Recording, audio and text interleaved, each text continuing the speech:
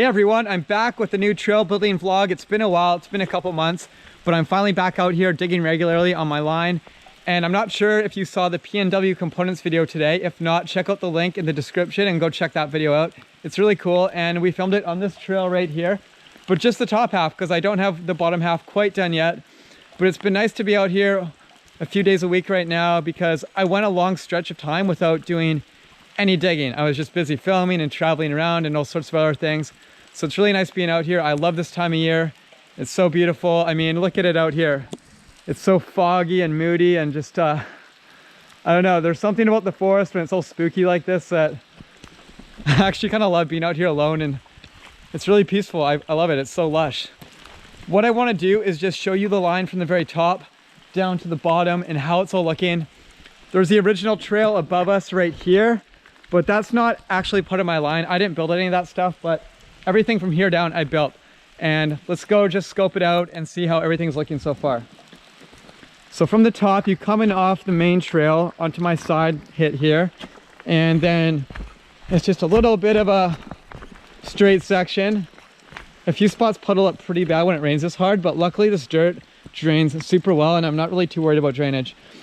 So it's a nice little skipper jump into a berm.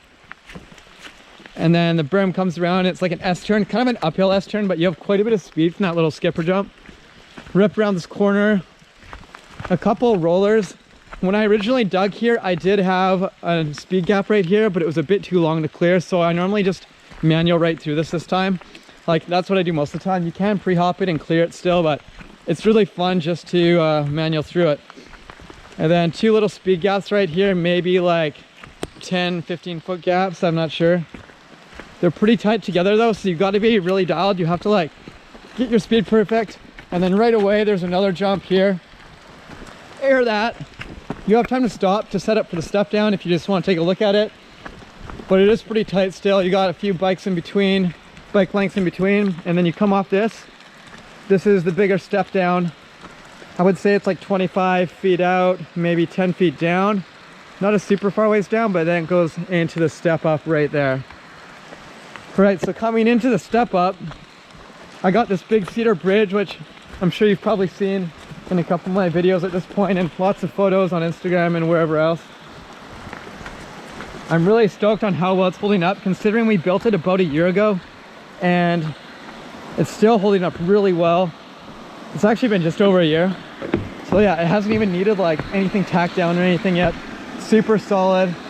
And this is one of my favorite parts of the whole trail. Just the forest is so beautiful. This gully is what inspired me to start this trail. I hiked through here. I followed this river. I was like, wow, that's crazy. I wonder if there's some way to build a trail through this without destroying anything and leaving it as pristine as possible.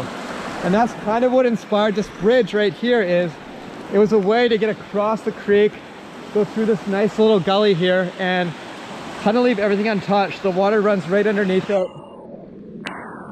We didn't have to cut anything down. It was all deadfall and it stayed really nice and clean. And right on the other side of me here is the step up, the takeoff.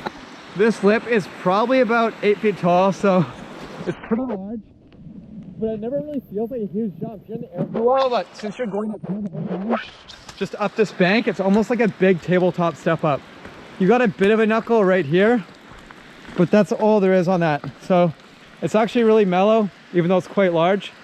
And just like the scenics here are insane. It's so beautiful in here. Man, it would be crazy getting a photo right now. Like, imagine just a photo from like right here, someone cracking a table with the fog in the background. Oh, it'd be so good. But that bridge is a little wet to ride today. And I'm out here to dig. All right, so you hit that tranny, rip down, and then it goes into a big S-turn. This was such a project to build this S-turn. I spent like a few weeks on this just to dial it in. Lots of dirt was pushed around. I had to bench cut a little bit. But it's such a cruisy long corner. It's like not really that tight at all. You just rip right through it. And then you come onto the lily pad. I've tested out the lily pad a few times. It's really good. I'll definitely have shots of us testing that out and the jump after in the next video. The lily pad's sick. I love it. It's like this tree is really tight, but you can easily avoid it. You just got to hang a bit outside and you can still snipe the top half of this corner. right away you're off it. It's like on and off. That's why it's a lily pad feature. That's why it has that name, because you're literally landing on a pad and then right away you're airing off it into another drop that's like not even 10 feet, but it goes into a pretty long gap. So you like just carry your speed nice off it. You can pop into this pretty slow too. So it's a really nice setup, and you land like, you're like a rocket ship when you land. You're going so fast. And then after it, there's the big booter. I finally got the wood stacked up on this. I got it all tacked in and supported. The lip is finally dialed in the right place.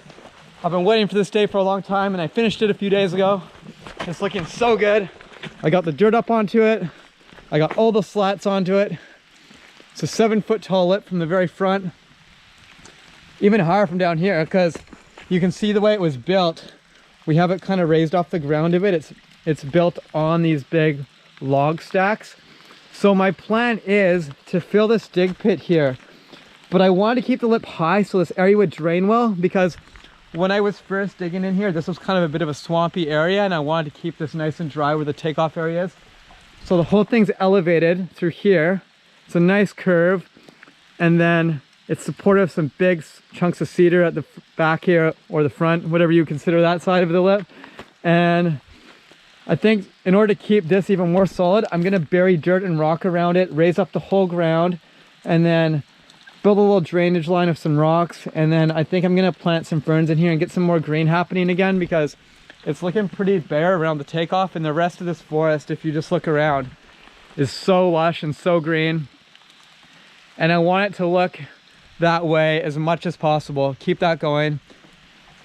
Another thing too is when you're building stuff like this, never nail things into live trees. It's just not good practice. We have one support now going into this tree here, but that's actually a dying tree, and to keep things safer, I think we're gonna cut it off somewhere around here just to make it a stump, and just so we're not at risk of that thing falling down onto the lip or onto the landing or wherever else around here. It just will be a hazard. So the stump is still really solid, really strong. That gives us a little extra support, having that one extra brace in there. It kind of gives it a bit of lateral support down low. And then this cross brace is what really did it for this lip. Like, I can't even move this thing around now. It's so solid. It's nice and strong. Like, if you look at that, like, I put all my weight into that, and it's barely wobbling. So that's awesome. I'm really stoked on how it came together. I'm like, can't wait to ride this. It's looking so good. We measured the gap on it. The gap is 20 feet to the knuckle, so about 22 feet to the transition itself. Pretty decent sized gap for how big and steep of a takeoff that is. And the landing is really close too. How I built this landing was we stacked up rounds. If you saw the last vlogs, we laid down all the rounds on 2 big supports. So everything's just built on top of wood. And then we started throwing dirt on top. And I got most of it there now, like majority of it's probably there. I just got to work on the run out, and then I have to work on getting more dirt on the actual face because it's pretty thin. I want at least like 6 inches of dirt covering everything. So as it wears out over time, I'll have more dirt there, and it's just not going to wear out onto logs. So there you have it. That's everything so far. It's getting really good. It's really close. Today, I'm going to work on getting more dirt on this landing. And then if I have time, I'm not sure if I will, this will take a few hours before it's dark. And then I'm gonna work on the run out next after that, get that all clear. It's pretty rugged still, pretty rough. There's not really a nice smooth run out yet. Like, this is okay. It needs a raking, I need to level it out. And then it just kind of goes into like a swampy, bumpy area, some like big pieces of deadfall and rotten logs. So I gotta get that out of the way. And that's basically it for the line. We've also scoped around some more spots in this forest and found more possibilities. So up on that hill back there, on the other side, it actually drops down into a really sick descent. It gets really steep and like there's some big rock faces. It's a completely different style of terrain down there. So we could potentially link that all together, and then I could have a line that's like these smooth, fast, big jumps. And then you'll just like rip up that little hill. It might be like a 20-second climb, and then you're jumping right into steep downhill again. So that's really sick. That'll probably be my next project actually, so stay tuned for that. Thanks for watching the vlog updates, and Stay tuned for vlog number 9 because I'll be testing this bad boy out, hopefully. I can't wait. This thing's huge. It'll be sick. Thanks, guys.